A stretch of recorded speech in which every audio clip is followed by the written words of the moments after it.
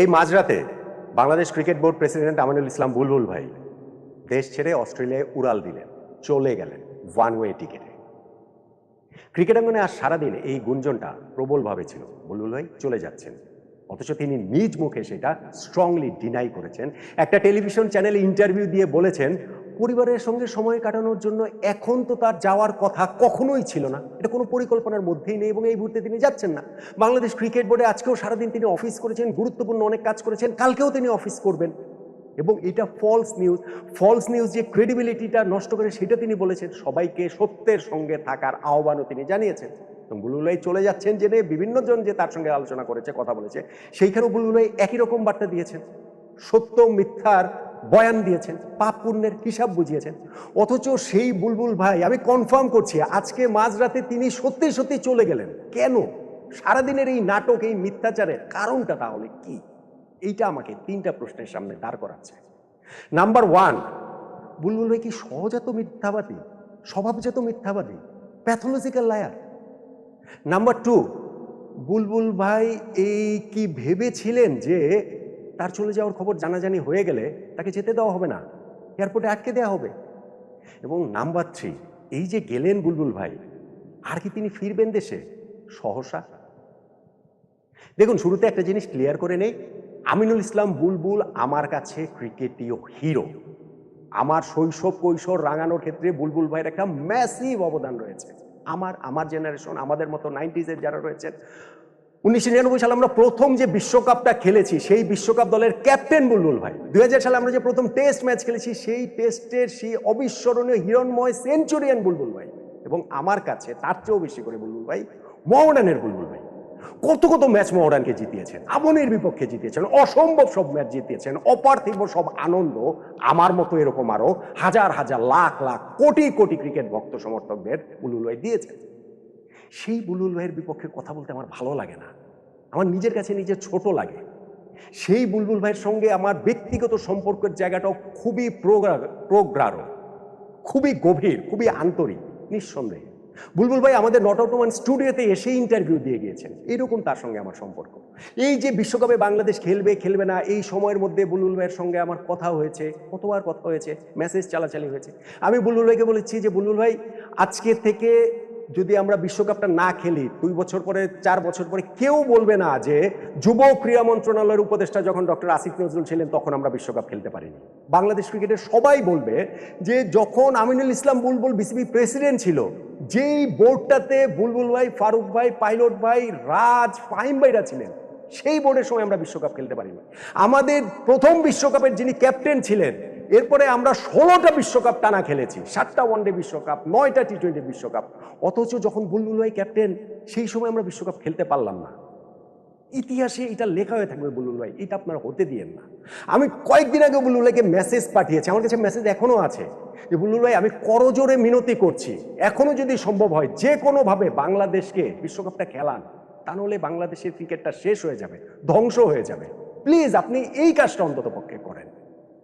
কিন্তু তার সময় তো এই ঘটনাটা ঘটে গেল, এবং সেই কারণেই তো এই আলোচনার জায়গাগুলো আসলে তৈরি হলো। আলোচনাটা আমাদের করতে হবে, কেননা ইতিহাসের কাছে এই সময় যারা ক্রিকেটের সঙ্গে সংশ্লিষ্ট ছিলেন এবং ক্রিকেটে এই বাংলাদেশ বিশ্বকাপ খেলতে পারলো না, এই দায়বদ্ধতা থেকে কারো মুক্তি নেই। এমনকি আমাদের এইরকম ক্রিকেট হিরো বুলবুল ভাই, তারও মুক্তি নেই। এই জন্যই আমি ওই 3টা প্রশ্নের কথা বলছি। আগে তিনি যে ইন্টারভিউটা, অফিসিয়াল যে ইন্টারভিউটা স্টার প্লেতে গিয়েছে টেলিভিশন চ্যানেলে, সেইখানটাতে তিনি কি বলেছেন সেটা আমি আপনাদেরকে বলি, তারপরে ওই আলোচনাটা, যে 3টা প্রশ্ন আমি করেছিলাম সেই আলোচনাটা করব। বুলবুল ভাই স্টার প্লেকে ইন্টারভিউতে তার একটা অডিও ক্লিপ সেখানে গিয়েছে, সেইখানটাতে বুলবুল ভাই বলছেন, আমি সারাদিন আজকে অফিসে কাজ করেছি, ইনশাল্লাহ কালকেও কাজ করব, এখন অনেক কাজের চাপ, আর পরিবারের কাছে তো যাওয়ার কথা এখন ছিল না কখনোই। ওইটা তো আমার ব্যক্তিগত ব্যাপার, সেটা আমার নিজের ব্যাপার, আমি কি করি না করি এই মুহূর্তে তো আমি কোথাও যাচ্ছি না, অফিসে কাজ করছি, এবং এই মুহূর্তে ক্রিকেট বোর্ডের বেশ কিছু গুরুত্বপূর্ণ কাজ আছে, সেগুলো করছি। আমি জানি না কোত্থেকে এসব নিউজ আসে, এগুলো ফলস নিউজ আমাদের সকলের ক্রেডিবিলিটি ও কার্যক্রমকে স্লো করে দেয়। Let's try to speak truth and আসল কাজটা করি। আমি একেবারে লাইন টু লাইন ধরে বললাম, বুলবুল ভাই এখানটাতে বলছেন যে তিনি অফিসে সারাদিন কাজ করছেন। অফিস মানে তো বিসিবি, মানে এটা তো ক্রিকেট বোর্ড, ওনার তার অন্য কোনো অফিস নেই, অন্য কোনো কাজ তো তিনি করেন না। উনি একবারে স্পেসিফিক্যালি বলছেন যে পরিবারের কাছে তো যাওয়ার কথা এখন ছিল না কখনোই। বুলবুল ভাই বলছেন যে এই মুহূর্তে তো আমি কোথাও যাচ্ছি না। বুলবুল ভাই বলছেন যে এগুলো ফলস নিউজ, এটা আমাদের সকলের ক্রেডিবিলিটিটা কার্যক্রমকে স্লো করে। Let's try to speak truth, আসল কাজটা করি। এইটা ট্রুথ, এইটা ট্রুথ। এত কিছু হওয়ার পরে এই যে আপনি চলে গেলেন আজকে, এইটা ট্রুথ। এবং ওই জন্য প্রশ্নের সামনে দাঁড় করিয়ে দেয় যে বুলবুল ভাই কি নাম্বার ওয়ান সহজে তো মিথ্যাবাদী। দেখেন, আমি অন্য কিছু বলবো না, আমি শুধু একটা উদাহরণ দেই। যেই প্রেস কনফারেন্সটা তিনি করেছেন আমাদের ক্রিকেটারদের সঙ্গে, ডক্টর আসিফ নজরুল ক্রীড়া উপদেষ্টা তার মিটিং শেষে ইন্টারকন্টিনেন্টাল হোটেলের পরে ছোট্ট একটা প্রেস কনফারেন্স করেছেন, সেইখানটাতে বুলবুলের কথাগুলো একটু দেখেন। ওইখানটা তো আমি 3টা পয়েন্টের কথা যদি বলি। নাম্বার ওয়ান, তাকে যখন বলা হয়েছে যে 24 ঘন্টা যে আমাদের সময়ের ব্যাপারটা রয়েছে, সেই 24 ঘন্টা তো পেরিয়ে যাচ্ছে, এখন আসলে কি ডিসিশনটা হবে, বুলবুল বলছেন না, আইসিসির মতো এরকম একটা ওয়ার্ল্ড অর্গানাইজেশন এরকম 24 ঘন্টা সময় বেঁধে দিতে পারে না। We will keep fighting. অথচ ওই দিনই বুলবুল ভাইয়ের কোট ছাপা হয়েছে দৈনিক কালের কণ্ঠে, যেইখানটাতে তিনি বলেছেন যে তিনি নিজেই 24 ঘন্টা সময় আইসিসির কাছ থেকে চেয়ে নিয়েছেন সরকারের সঙ্গে আলোচনা করার জন্য, এবং সেই আলোচনায় যদি সরকারের মনোভাবটা পাল্টাতে পারেন, সময়টা 24 ঘন্টা না 48 ঘন্টা সেইটা যেহেতু তিনি ভুলে গেছেন, তাও পর্যন্ত তার কোর্টের মধ্যে রয়েছে। তাহলে বুলবুল ভাই প্রেস কনফারেন্সে এই কথাটা কেন বললেন? এই বলাতে আসলে লাভটা কি হলো? তিনি যদি এই 24 ঘন্টা সময় তিনি চেয়ে নিয়েছেন নাকি আইসিসি দিয়েছে, এই যে আইসিসি দিতে পারে না তিনি বলছেন, অথচ তিনি তার কোর্ট রয়েছে যে তিনি এটা চেয়ে নিয়েছেন, এই কথাটা বলে তিনি আসলে কি অ্যাচিভ করতে চেয়েছেন? এটা যে জাস্ট একটা সহজাত মিথ্যাবাদী ছাড়া এরকম কথাটা কে বলবেন আমাকে একটু বলেন তো দেখি। নাম্বার টু, বুলবুল ভাই ওই প্রেস কনফারেন্সটার মধ্যেই যেই কথাটা বলেছিলেন যে আমাদের এইখানটাতে যেই শ্রীলঙ্কাতে ওই ওয়ার্ল্ড কাপটা হচ্ছে সেইটা একটা হাইব্রিড মডেলে হচ্ছে। না, এটা হাইব্রিড মডেলে হচ্ছে না। শ্রীলঙ্কা এবং ভারত এই টি-20 ওয়ার্ল্ড কাপের যৌথ আয়োজন, এবং সেইটা ডিসাইড হয়েছে 2021 সালে। 2021 সালে 10 বছরের জন্য আইসিসি ইভেন্টগুলো কারা কারা হোস্ট করবে সেইটা ডিসাইড হয়েছে, এবং তাতে 2026 সালে টি-20 ওয়ার্ল্ড কাপ ভারত ও শ্রীলঙ্কা যে যৌথভাবে আয়োজক হবে সেইটা নির্ধারিত হয়ে গেছে। হ্যাঁ, তারপরে পাকিস্তান ভারতের একটা সমঝোতা হয়েছে, তারা হাইব্রিড মডেলে গিয়েছে, আইসিসির কাছ থেকে তারা সেই অনুমোদনটা নিয়ে এসেছে, এগুলো তো সবই ঠিক আছে, সেই অনুমোদনটা তারা আনতে পেরেছে, এটা তাদের ওইটা দেশের ব্যাপার। কিন্তু এই যে বুলবুল ভাই এটা জানেন না যে এটা হাইব্রিড মডেল নাকি শ্রীলঙ্কা এটা কো হোস্ট, এটা কি ভাই আমার বিশ্বাস করতে হবে? এটা কি হয়? এটা সম্ভব? এটা আমার কাছে কোনোভাবেই সম্ভব মনে হয় না, এবং এটা আমার কাছে ওই যে মিথ্যা কথাই মনে হয়। এবং ধরেন নাম্বার 3, তাকে যে প্রশ্ন করেছিলাম যে আইসিসির প্রেস রিলিজটাতে একটা অনেক হার্শ ওয়ার্ড ইউজ করা হয়েছে বাংলাদেশ সম্পর্কে, ওই বিষয়ে আপনার মন্তব্য কি? বুলবুল ভাই বলেছেন যে প্রেস রিলিজটা আমি দেখিনি। এটা বিশ্বাস করার মতো যে বাংলাদেশ ক্রিকেটের প্রায় মৃত্যুদণ্ড ঘোষণা করে দেওয়ার মতো একটা প্রেস রিলিজ, তখনও ফাইনাল কল হয় নাই, ফাইনাল ডিসিশন হয় নাই, কিন্তু সেই প্রেস রিলিজটা বিসিবি প্রেসিডেন্ট দেখবেন না? আচ্ছা ঠিক আছে, সেটা আমি ধরলাম যে নাও দেখতে পারেন, যে তার তো মিটিংয়ে হয়েছে, প্রেস রিলিজটা আলাদা করে দেখা কি আছে। ভাই এই প্রেস রিলিজটা যখন আইসিসি সার্কুলেট করে, বাংলাদেশ ক্রিকেট বোর্ডে তিনি তখন ছিলেন, এবং তার সামনে ক্রিকেট আঙ্গনেরই লোকজন ছিলেন, তাদের একজন আমাকে কনফার্ম করেছেন, একজন না আসলে একাধিকজন কনফার্ম করেছেন, বুলবুল ভাই প্রেস লিস্টটা দেখেছেন, বুলবুল ভাই প্রেস লিস্টটা তাদের সামনে পড়েছেন। তাহলে বুলবুল ভাই মিথ্যা কথাটা কেন বলেছেন? আমাকে বলেন, উনি প্রেস লিস্টটা দেখায় এবং না দেখায় কি কোনো পার্থক্য হয়? এটাতে কি না দেখলে বুলবুল ভাইয়ের কি কোনো ক্রেডিট বাড়ে তো না? তাহলে যদি তিনি প্রেস লিস্টটা দেখেন উনি বললেন কেন? মানে মিথ্যা কথা বলাটা কি সহজাত, সেই জন্যই কি তিনি আসলে বলেছেন? এই প্রশ্নটা তো আসলে আমি জাস্ট ওই যে ওই এক প্রেস কনফারেন্সের, ছোট্ট প্রেস কনফারেন্সের 3টা উদাহরণ দিয়ে, আজকে যে তিনি থাকবেন না সারাদিন মানে এই গুঞ্জন, তিনি বললেন যে না অবশ্যই আমি থাকবো, তারপরে যে তিনি চলে গেলেন, তাতে কি ওইটা আসলে এস্টাবলিশ করে কিনা? নাম্বার 2, যেই ঘটনাটা, সেইটা হচ্ছে গিয়ে আমি যে আর্গুমেন্টটা করছিলাম, সেইখানটাতে বুলবুল ভাই কি ভয় পেয়েছিলেন যে তিনি চলে যাচ্ছেন সেটা জানলে তাকে যেতে দেওয়া হবে না? তা না হলে তিনি এই কথা কেন বলবেন? বুলবুল ভাই কোনো অপরাধ করেছেন? বুলবুল ভাই কোনো পাপ করেছেন? ঠিক আছে, তার সময় বাংলাদেশ বিশ্বকাপ খেলতে পারেনি, এইটা তার পুরো ক্যারিয়ারে একটা কলঙ্ক হিসাবে থেকে যাবে নিঃসন্দেহে, কিন্তু এটা তো কোনো অপরাধ না, এটা তো কোনো ফৌজদারি অপরাধ না, যে অপরাধের কারণে বুলবুল ভাইকে দেশ ছেড়ে যেতে দেওয়া হবে না। এই ভয়টা কি তিনি পেয়েছিলেন? তা নাহলে তিনি এই কাজটা কেন করবেন, কোন জায়গা থেকে করবেন? হ্যাঁ, নার্ভাসনেস থেকে বুলবুল ভাই করতে পারেন। বুলবুল ভাই এমনিতে খুব নার্ভাস, সেইটা আমরা দেখতে পাই, এটা তার প্লেয়িং ক্যারিয়ার থেকে আমরা দেখেছি। সেই নার্ভাসনেস থেকে করতে পারেন। হয়তো বা তাকে এটা বোঝানো হয়েছে যে না না, এটা জানাজানি হলে তাহলে হচ্ছে আপনি দেশ ছেড়ে চলে যাওয়াতে যদি বাধা তৈরি হয়, হয়তো বা তাকে বোঝানো হয়েছে, অথবা তিনি নিজে এটা আসলে বুঝেছেন। এবং নাম্বার 3 যেটা কোয়েশ্চেন, বুলবুল ভাই কি আসলে ফিরবেন? বুলবুল ভাই কি আসলে ফিরছেন? দেখেন, বাংলাদেশ ক্রিকেট বোর্ড এই মুহূর্তে খুবই টালমাটাল একটা অবস্থাতে রয়েছে।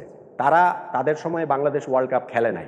মানুষ ইনিশিয়ালি যখন এই ঘটনা প্রবাহটা চলছে, তখন ভারতের বিপক্ষে, ভারতীয় আধিপত্যবাদের বিপক্ষে আমরা চোখ রাঙানি দিয়েছি, আমরা দেখিয়ে দিয়েছি আমরা দরকার হলে ওয়ার্ল্ড কাপ খেলবো না, তাতে কি আসে যায়, একটা ওয়ার্ল্ড কাপ না খেললে কি হয়, এইরকম একটা জোশে মানুষ ছিল। কিন্তু যখন সত্যি সত্যি আমাদের ওয়ার্ল্ড কাপটা খেলা হলো না, তখন সেই মানুষগুলো অল অফ এ সাডেন বুঝতে পারছে যে হায়, আমরা এটা কি হারালাম, আমরা একটা বিশ্বকাপ খেলার অপরচুনিটিটা যেটা আমরা আর্ন করে নিয়েছি, আমাদের তো কারো দয়া দাক্ষিণ্যের না রে ভাই। বুলবুল ভাইরা যেমন 97 সালের আইসিসি ট্রফি জয়ের মাধ্যমে আমাদের প্রথম বিশ্বকাপ 99 সালে খেলেছি, সেইটা আর্ন করে নিয়েছেন, অর্জন করে দিয়েছেন পারফরমেন্স দিয়ে। আমাদের এখনকার ক্রিকেট টিমে তো ওয়ার্ল্ড কাপ খেলাটা ওই নিজেদের পারফরমেন্স দিয়ে অর্জন করে নিয়েছেন। সেইটা যখন আমরা খেলতে পারলাম না, ফাইনালি গিয়ে এরকম একটা সত্যের মুখোমুখি আমরা হলাম, তখন কিন্তু মানুষ, দেশের সাধারণ মানুষ, ক্রিকেট প্রেমী মানুষ, ওই এক শ্রেণীর গোষ্ঠীবদ্ধ মানুষের কথা বাদ দেন, ওই যে কোট আনকোট যেই বাহিনী রয়েছে তাদের কথা বাদ দেন, সাধারণ মানুষ কিন্তু এটা বুঝতে পেরেছে। এবং সেই বুঝতে পারার যে জায়গাটা, সেই দায়িত্ব বুলবুল ভাইকে সবসময়ই নিতে হবে। এবং সেই সূত্র ধরে তার ক্রিকেট বোর্ডে যা যা ঘটছে, ঘটনা ঘটছে, তার বোর্ডের হচ্ছে গিয়ে এই পরিচালক একজন পদত্যাগ করেছেন, একজনের বিপক্ষে ফিক্সিংয়ের অভিযোগ উঠেছে, অন্যান্য পরিচালকরা আউল ফাউল কথাবার্তা বলছেন, সাকিব আল হাসান জাতীয় দলের জার্সিতে আবার ফিরবেন, এইটা দিয়ে শাক দিয়ে মাছ ঢাকার চেষ্টা করেছেন, কাভার আপ করার চেষ্টা করেছেন, একটা ভাওতাবাজি তারা করার চেষ্টা করেছেন, বোর্ডে প্ল্যান করে মিটিং করে এই জিনিসটা তারা করেছেন। এইরকম যখন ক্রিকেট বোর্ডের খুব টালমাটাল অবস্থা, এবং আগামী 12ই ফেব্রুয়ারি হচ্ছে গিয়ে বাংলাদেশের জাতীয় নির্বাচন, এই ক্রিকেট বোর্ড কিভাবে নির্বাচিত হয়েছে সেটা আমরা জানি, এবং নির্বাচনের পরে তাদের পক্ষে টিকে থাকাটা খুব কঠিন, সেইটাও আমরা জানি।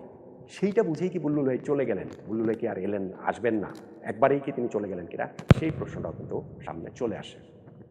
কিন্তু আমি আপনাদেরকে শুরুতে যেই কথাটা বলেছিলাম, বুলবুল ভাই আমার শৈশব কৈশোরের হিরো। মোহামেডানের জন্য, 99 বিশ্বকাপে ক্যাপ্টেন্সি করার জন্য, 2000-এ আমাদের প্রথম টেস্টের সেঞ্চুরির জন্য, জাস্ট এই 3টা ঘটনার জন্য।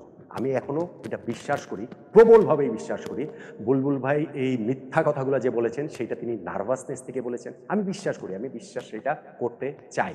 আমি এটা বিশ্বাস করতে চাই যে বুলবুল ভাই যে দেশ ছেড়ে চলে যাচ্ছেন, সেইখানটাতে তার ভিতরে কোনো ভয় ছিল না যে জানাজানি হলে তাকে আটকে ফেলা হবে, নার্ভাসনেস থেকে করেছেন।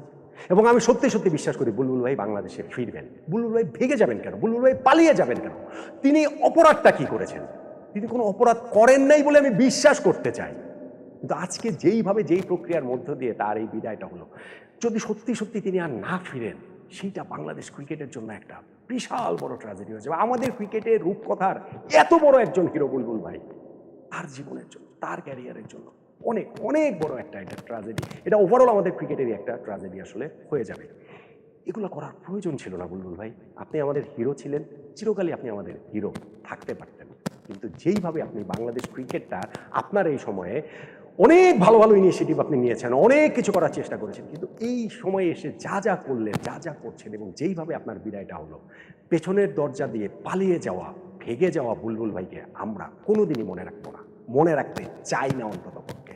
হ্যাঁ, আপনার সময় বিশ্বকাপ বাংলাদেশ খেলেনি, এই দায় আপনাকে চিরকাল নিতে হবে, চিরটাকাল নিতে হবে। কিন্তু আমি মনে করি আপনি বাংলাদেশে আবার আসবেন, আপনি সত্যটাকে ফেস করবেন।